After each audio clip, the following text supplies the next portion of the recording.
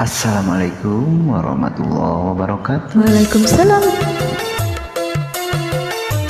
Aya pamudut kawi di Kersana Raka Batara, sieun orang Kersana Abah Daruda. Anu ayeuna janten mamanya, ayeuna pami peryogi panarosan, pangobat batin ka Mama Daruda mangga diantos. Apunten promosi. Bukan di pasien HP.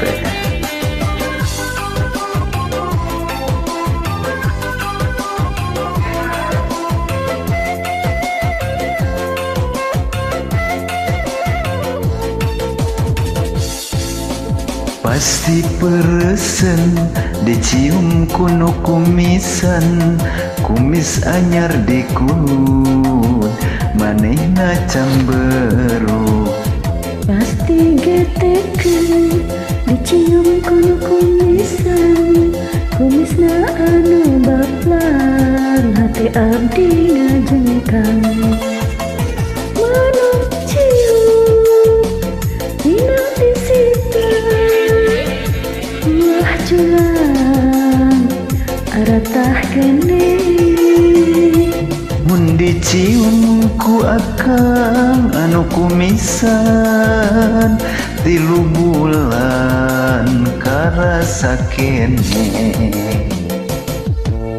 Pasti peresen dicium kuno kumisan, kumis anyar dikulun manehna camberut.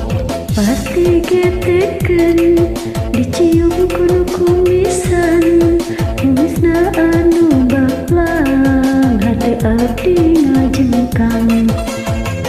Manu cium dina pisitan, wah culang aratah kene. Mun dicium ku akang anu kumisan, 3 bulan karasa kene.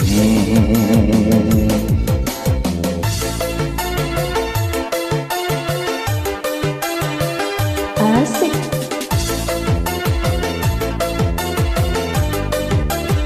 Pamina peryogi pangobat batin sekali deui mangga ka Mama Daruda anu aya di Jalan Pejompongan nomor 3 Blok C1 anu bumina mayun ka kulon, warna hideung catna, pantona warna koneng, janelana warna bodas pami telepatnya mangga diantos ka Mama Daruda. Pasti peresen dicium kuno kumisan, kumis anyar dikurun manehna cemberut. Pasti getekeun dicium kuno kumisan, kumisna anu baplang, hati abdi ngajengkang. Manu cium dina pisitan, wah culang aratah kene. Mun dicium ku akang anu kumisan, 3 bulan karasa kene. Pasti peresen dicium kuno kumisan, kumis anyar dikulun manehna camberut.